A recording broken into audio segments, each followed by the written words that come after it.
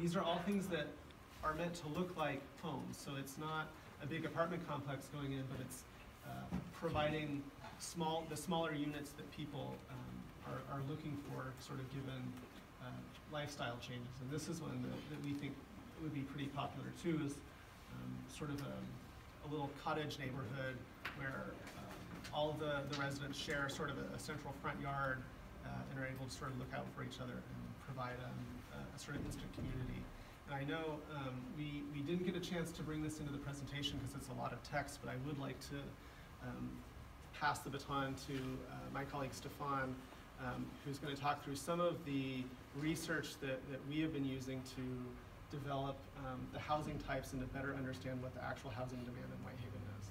Sure, and I'll try to make this quick, and if anybody wants to talk about this more in depth, I'd be happy to. Again, I'm Stefan Pellegrini, I'm Drew's colleague, and one of the comments that we did hear over the last few days is that people expressed some skepticism about integrating housing into this site, and understanding that there are a lot of good residential choices in the neighborhood and in Whitehaven. As part of the 3.0 process, a woman named Lori Volk of Zimmerman Volk Consulting, she did an analysis of residential market potential for the entire city of Memphis. And she actually looked at the trends and residential activity in each of the planning districts, including Whitehaven. And what she learned just by looking at tax records is that every year there are about 50,000 people who are moving around in Memphis. They are changing their address, changing their location. And about 2/3 of them are actually folks who are moving inside Memphis. They're moving from one neighborhood to another, from one residence to another. And what's generating those moves is a whole variety of things. Sometimes people are moving up to a larger house. Sometimes people have a lifestyle change. Maybe their kids move out and they move to a smaller house. Sometimes people can no longer afford where they are and they need to move somewhere that's more affordable. If we break that 50,000 down, in Whitehaven alone, there are over 4,000 people who are moving into Whitehaven every year for a variety of those choices. And what we find is that most of those people are moving into an existing property, but there is a portion of those people whose housing choices are not really meeting their needs. Sort of the choices that they have, the choices that they have for places to move to, they're not a perfect match with where they're going. And so Lori basically asked the question, what if, as part of this strategy to grow up and not out, the city could look at strategies that would try to capture about 5% of that into new residential construction. And so you think about 4,000 units a year, 5%, that's about 200 units. So that's sort of the first question. And then the second question would be, what if you try to sort of maximize the impact of that new infill by organizing it as neighborhoods? So there's not one unit over here and one unit over there, but sort of clustering it together, again, to sort of maximize impact. What we also sort of learned from Lori's analysis is that there is this market potential, but it's very particular based on the district and the neighborhood in Memphis. So for example, if we looked at that 200 units for Whitehaven, about 100 of those units, about half of them, it would be appropriate for those to be market rate units. But the other half, the other 100 units, in order to, again, to meet the needs of the folks who are moving to Whitehaven and looking in need of housing, they would need to be offered at some varying degree of affordability. And so Lori gives us a sense of sort of what the different price points might be for that housing, and she also gives us a sense of kind of what the different housing types and family types sort of would be appropriate for that. So again, what we sort of learned and understand from that analysis is that some folks actually may be looking for a single family home that can offer the experience of that a traditional or non-traditional family would have. Some folks are empty nesters or are seniors and they're looking for a smaller unit with sort of smaller space around them. And some folks are actually also young and maybe getting their place for the first time, and also might need something that actually might be a smaller type of unit. So as we looked at putting the housing on the model, we sort of used Lori's analysis as kind of an initial sounding board to say, what would it take to try to sort of match or get close to matching these kinds of breakouts that Lori is providing? And we sort of shared that with the property owner just to get a sense of kind of where we might go. But I did sort of want to emphasize that because we feel that it is a good choice to think about integrating housing into a larger strategy for the plaza. The property owner shares this interest. He is sort of interested in this idea and kind of understanding the value of diversifying sort of what could happen here. But we are talking about something that is a little bit untested. It's the idea of putting a mixed income, mixed use neighborhood in this location. So, and I just gave you a lot of information, so but I'd be happy to sort of talk about this a little bit more either now or offline after the presentation. So who would be driving this conversation and driving this effort?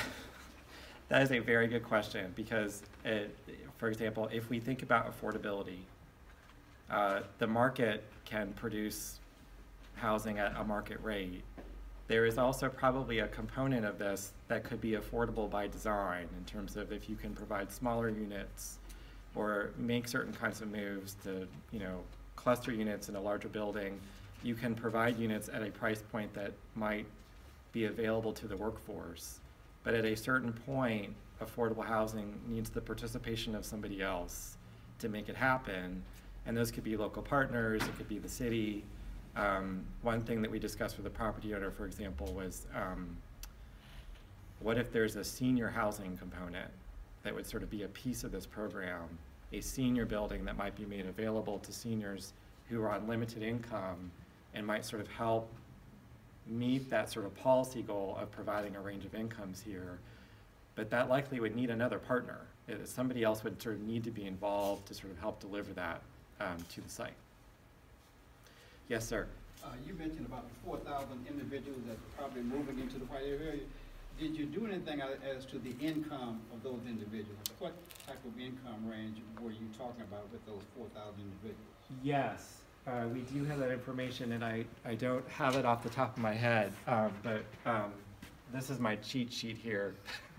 And so what I can tell you is that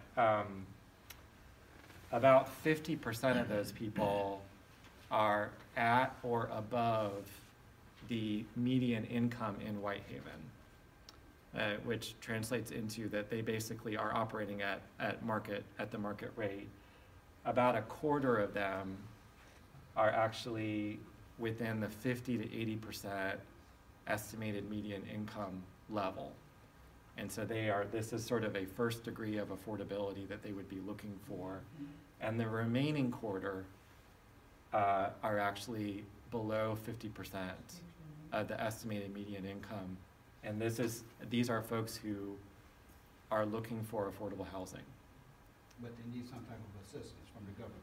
That's likely true, yeah. Yeah, so, and those percentages I just gave you are kind of rough estimates, but that's kind of how it breaks down for this area. I also will say that, Whitehaven, over 50% of Whitehaven are actually homeowners. And the folks that you see looking for housing in Whitehaven have a similar breakdown. About half the people who are coming to Whitehaven looking for a place to live are also interested in purchasing a house. Yes, ma'am. I'm sorry. Yes, please go ahead. You're talking about this plan, it sounds good, but how closely are you working with the Department of Transportation? Because we have a problem with, we've been waiting, and I'm not getting any younger. On the Evans corridor, yeah. They tell us it's gonna be this year, and the next time there's something changed, it's gonna be the next year. We've been waiting too long, and most of us won't need most of us, Mr. Burton, I know, is a senior citizen. Not gonna be So, driving anymore, We right? won't need all Yeah. of this stuff, the people that you're talking to now. We've been sitting here waiting for years and years and years, and the Elvis Presley corridor is not getting anywhere. So how are you working with them in this project that you want to do, and they're not doing, well, no, I can't say it. They are, it's wait, it's, this happened, you gotta wait. So what year are you talking, this project that you all are giving us now, how long in the future will this take place? That's a great question. We'll all be gone soon. Yeah, I know. None of us are getting any younger. It So- is as long as the one that we've been waiting for. Okay. So that's a very good question, and to be honest, I don't have a full answer for you.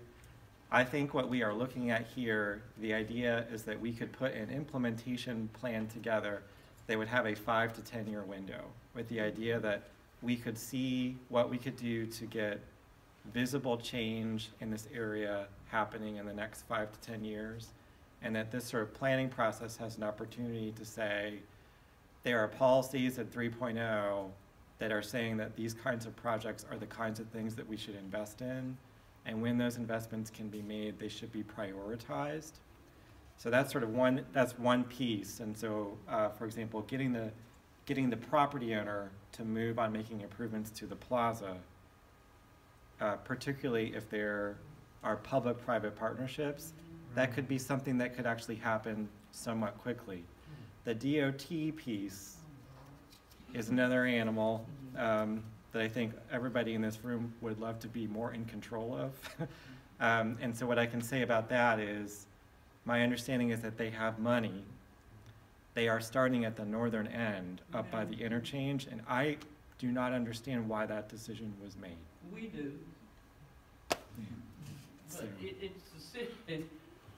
Oh, Lord, no, I'm not gonna say Yeah, that, but yeah. it's sad to the people who live down this way. it is, So can yeah. I just want to chime in here. So I'm Ashley Cash. I'm with the city of Memphis, and I'm actually going to have to run out in a couple of minutes, and I don't Okay. want it to seem like I'm running out when it gets hot. But I think you're right, and you know there's probably no secret, certainly in this room, as to why that project started down at that end. One of the things that so we've been working closely with city engineering to try to understand, in the same way that y'all have, that process and the hurdles. And I think our last discussion is that there are some right-of-way issues, and that's what we know. But what up we've on that. tried to do, or what, I guess I'll say a couple of things. One is, this is one of the city's solution as to the response that we've heard from Whitehaven, is that everything that happens seems to be for the benefit of the tourist and or for the benefit of the northern end or folks coming off the expressway, and to build up that area, which is great and fine, and I think the city needs that. But there's also a very stable neighborhood, a good group of people who have been working to see change in their area for a long time. And so what we have done through this anchor strategy in the Whitehaven Plaza, is one of the anchors is to say, what does development and redevelopment look like within this area, within this community, closer to the core of the neighborhood where folks who live here access. And so that's one part of it. The other part is, I think, TDOT, they have funding and the federal government has funding, but there are also local tools that are available where in certain situations, so if we're pushing some of this forward, we may not have to work with a federal funding source to get that to happen. There are other tools, and Drew has some of them on the screen there, but we've talked a little bit about pilots or TIFs, and we're working with James, and I'm not gonna throw you in the fire, but we're working with James Stokes, who's done a lot of work around the city to truly understand what's the best economic funding source for this project, and the answer is probably gonna be a couple layered on top of each other.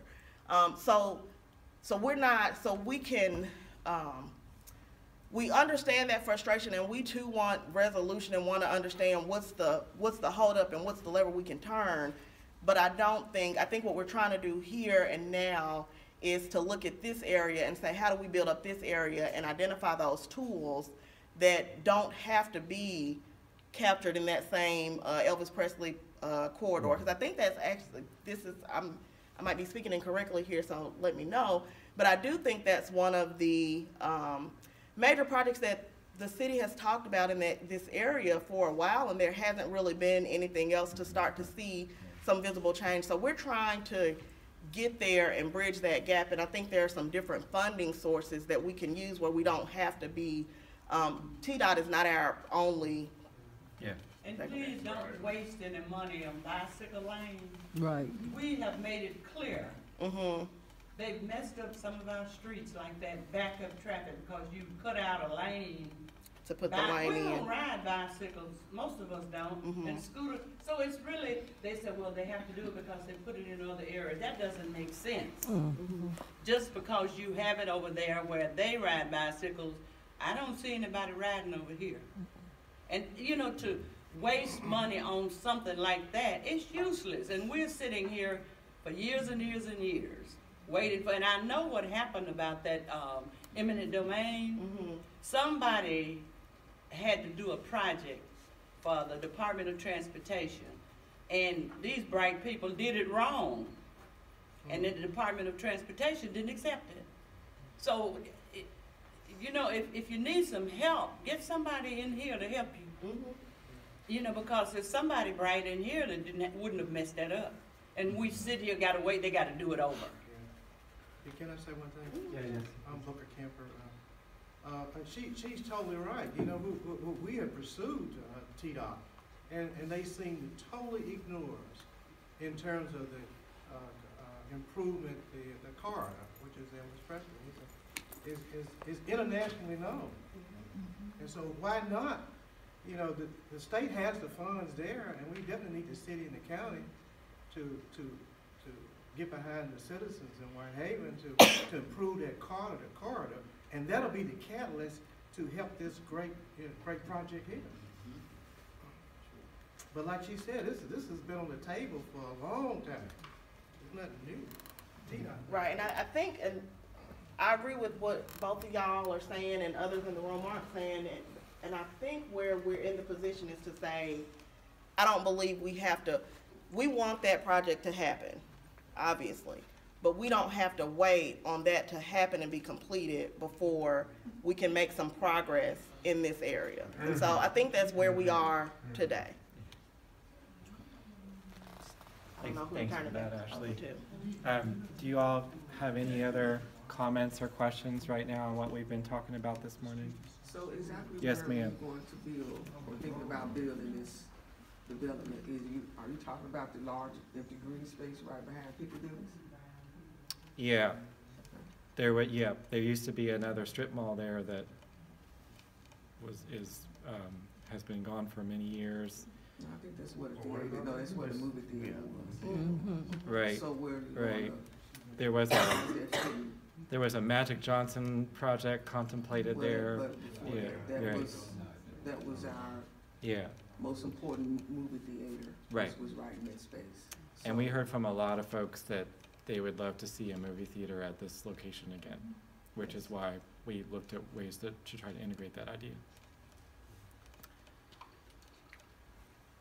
Yes, ma'am. So as Whitehaven citizens, what part can we play in pushing this forward? That's a So good that- question. Yeah, that's a good question. So I think Yeah. what we can do is, so like I said, we're working with James to understand what those financial tools are. And the first part is all of us having an understanding of what realistically something like this, a scale would cost. Well, let me step back. First is the response to say, is what we have presented a reflection of your ideas and thoughts and the things that you've thought of, and maybe some stuff that you haven't thought of, but that you are, as we enter into a new century and trying to build back up this area that has a lot of, this area being Whitehaven Plaza, that has a lot of vacant land and a little bit of underutilized retail space. Is this something that you're comfortable with? So that's question one. And then the other part is when we have settled on some consensus there, what are the financial tools? And I think what we would need and want from the neighborhood. So in some areas, I know they did this in Uptown, they've done it in Binghamton. They have a community. This isn't the right word, but some form of community council, some form of here are the stakeholders of Whitehaven and the area to help push this project and others forward, or to help support, or to help make sure that what you have said is what you meant and have agreed to. And so they've done that in some areas. That might be an appropriate way to engage. The other is if we end up pursuing some action like a TIF district in the area, we would certainly want the community to be supportive of that and to help participate in fleshing that, those project details out, and help participate in potentially either presenting or supporting that application when it goes through that process. We would certainly want help and support pushing, and I would say supporting the property owner, who has been very, very supportive and very open and I think transparent about wanting to reinvest here, but have shared some of the hurdles that the city or other agencies can start to move out the way so that that work can get done. And so I think that's the way it happens. We've been working with Trey with G-Work a lot, and he's talked about some, we call it placemaking, but it's just some quick wins and turnarounds. I'm not sure, because we've been tied up. Did he have the food truck rodeo, I think in November or something like that? And so I was talking earlier, Bowling Alley was on there, if there's a way that we could partner and work with him on some small scale, temporary bowling, outdoor thing. On the picture over there, there's an image of the Collierville Mall where they have the movie night and they've got the screen. Starting to do stuff like that where we can engage with the community and be supportive of the project and the plan, but it's moving us in the right direction. I think those are some ways that the community and us can hopefully start to work together and improve our relationships out in the community. So Can we do a Memphis project like they do in other places? We so that we can do something similar. Those are very expensive. Emily, I know you've had some experience working with Memphis. Those end up being very, very expensive. I've done 3. Okay. Like I worked for the Innovation Delivery Center, the Bloomberg funded project, and we did Tennessee Brewery, we did in South Memphis, we did Binghamton. They're actually not expensive. They're low cost, short term activations.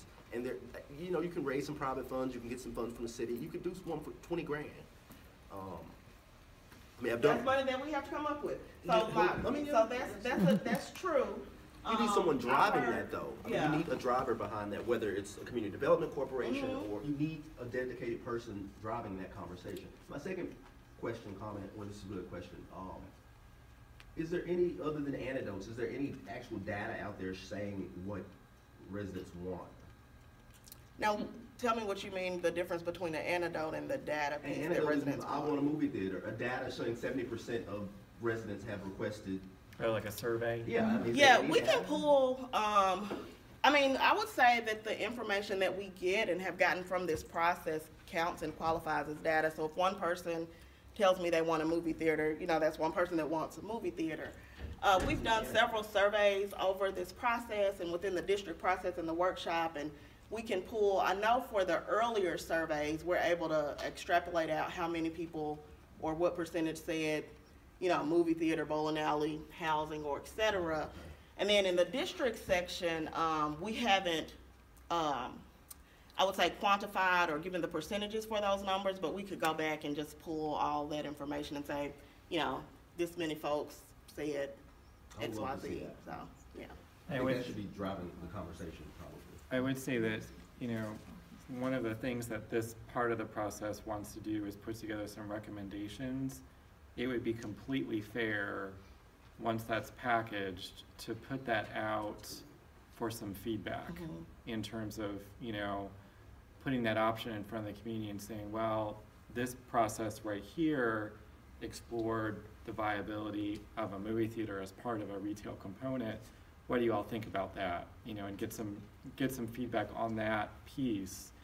There is definitely a way that the outcome of this could be put out to get that kind of input. And as you're doing it, to your point, test it. Have a movie night. see how many See people folks come. out, Like, right. That's go to a movie theater, really you know, excellent point. Yeah. Without, Yeah. try it, test it, pilot something. Yes, ma'am. And may I suggest that you all use some people that live in the neighborhood? We've lived it.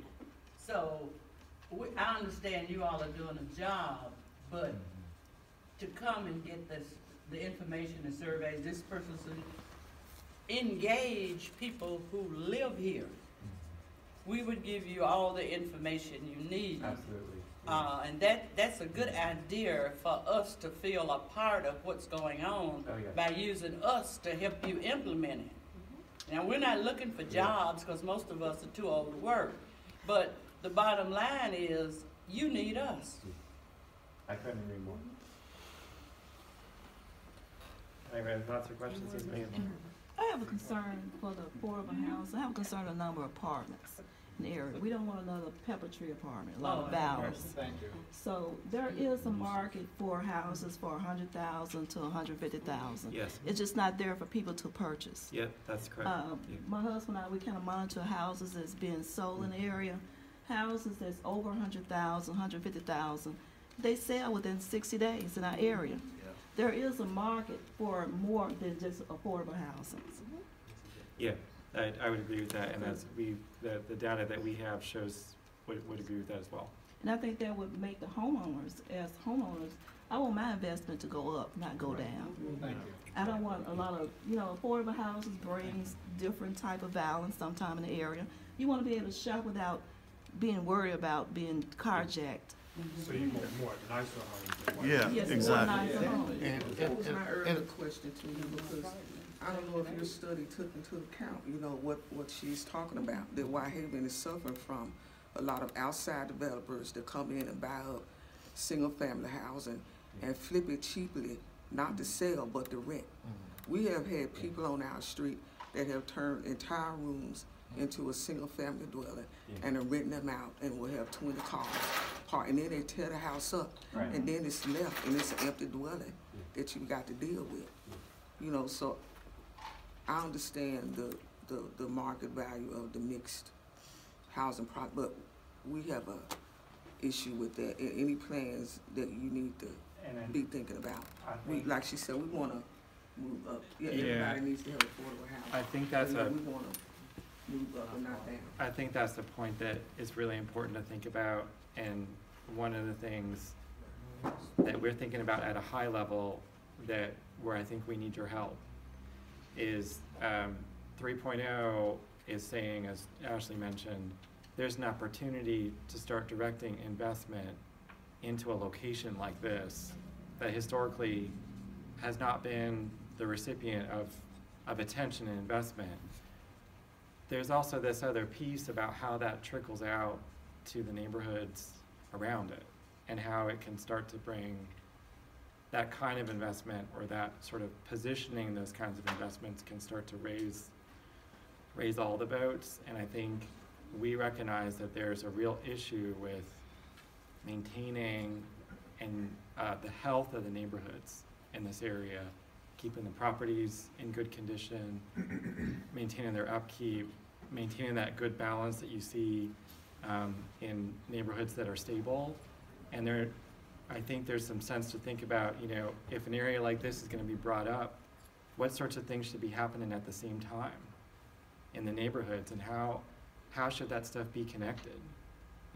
How can new investment, new activity, new amenities, new services in a site like this trickle back and connect back to what's happening a few blocks away? And that's something that I think we have an opportunity to talk about. How does that happen? How does that translate into recommendations? If there was a stakeholder council or somebody who's guiding this process of reinvestment in Whitehaven, what's that look like? I just gave you a bunch of questions instead of an answer, but it's a real head scratcher, and it's something that you all got to do. It's really important. There are models that we could be looking at, like Absolutely. Fraser and how they track them. That's a really good point. Yeah. Other cities are still doing Sir, did you have another question up here? I just really, like it was stated earlier, the majority of the residents here are homeowners. Okay, so if you look at the people around us, we at a certain age. We want development that we don't have to go across state line to participate in things in. Right now, we have to go to South Haven because it's everything That's where everything is. is paying attention to younger and the youth, which really don't invest in the area. So we want something that we can participate in here instead of having to go to South Haven. Thank you. Better shopping, Yeah. better shopping, better grocery stores.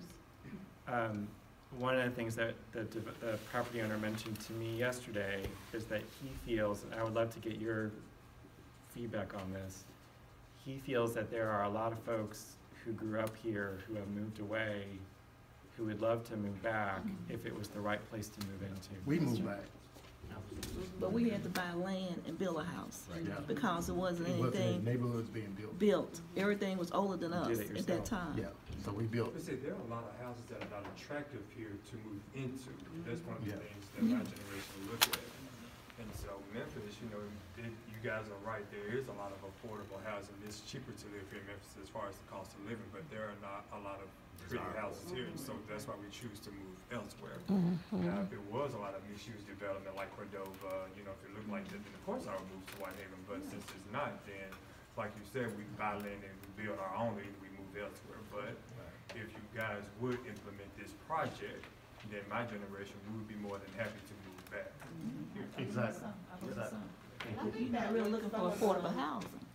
With some of the tools that are available, and when I talk about tools, I just mean specific financial tools, there is, picking up on your point, Stefan, the opportunity to invest in this area and then have it trickle back. And so in some other neighborhoods and certainly some other cities, you can tie a single-family rehab program to, or a beautification, a facade beautification program to some of these tools. And so the main development may be happening here, but if you're within a certain boundary, there's still a pool of funds that homeowners can now tap into to make those upgrades, so if they can make them for themselves on the outside or the inside, or they may be able to make them to sell it to somebody who would want something a little bit more updated. So I think that's part of the toolkit equation, is to make sure when we are thinking about how do we make this happen, what financially do we need to make this happen, we're thinking about the neighborhood around it, and what are some of those supports that we can put in place, or what are some things that we can think about on the front end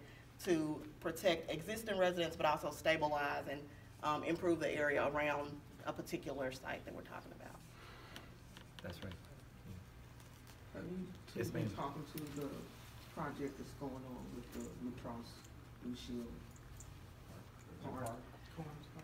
I'm not 100% familiar with that. We've been working with Councilwoman Robinson on that primarily, but I think that's another potentially catalytic investment that.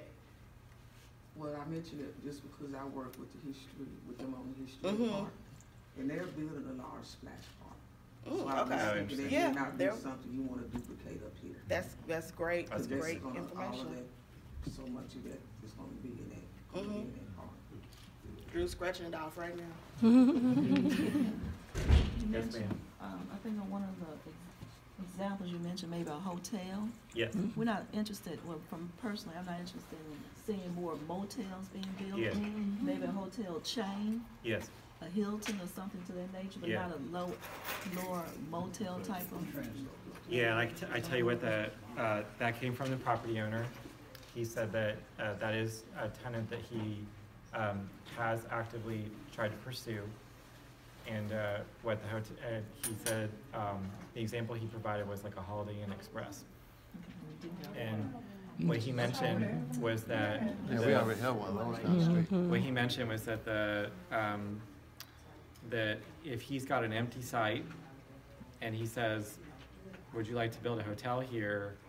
The hotelier says, there's 2 times a year when I can guarantee a good occupancy, when there's events up at Graceland. But the rest of the year, if there's nothing else here, it's not a viable investment for me. So what the property owner expressed was the idea of creating a neighborhood. It provides the potential for a chain hotel to be interested.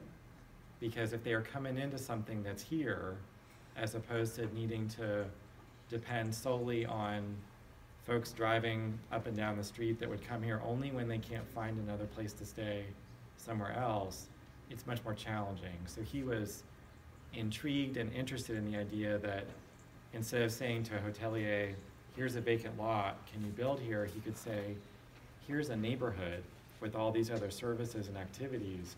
Would you be interested in a site here? That was appealing to him. Am I making any sense? Okay. Does it seem like a project related that down the road? It's probably a longer term goal to get something like that on this property.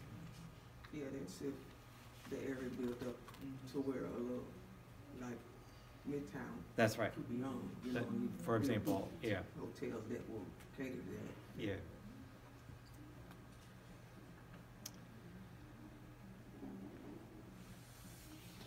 We really thank you all for your time. We're happy to linger here for another sort of 35, 40 minutes before we head up to Raleigh. Thank you, sir. We have the model here. If anybody wants to talk over the model, welcome to do that. We also have many of the drawings that Drew showed up on the wall. If you want to kind of get a second look at things or talk about any details. We've been tracking everybody's comments with the idea that we can roll that into this planning document that we will make. So we appreciate your time to give your attention to these matters. And then in terms of next steps, I think the idea is that there would be a draft plan that could be circulated for additional comment, and it could happen in a way that we sort of are able to kind of ask or get additional input and data on certain things that you guys have identified would be important to get feedback from the community on. And I think we are on a fairly short time frame with the idea that these ideas can be ready to kind of move shortly after the 3.0 plan gets adopted in early spring. So I think the city and the folks in planning, this is a real high priority for them.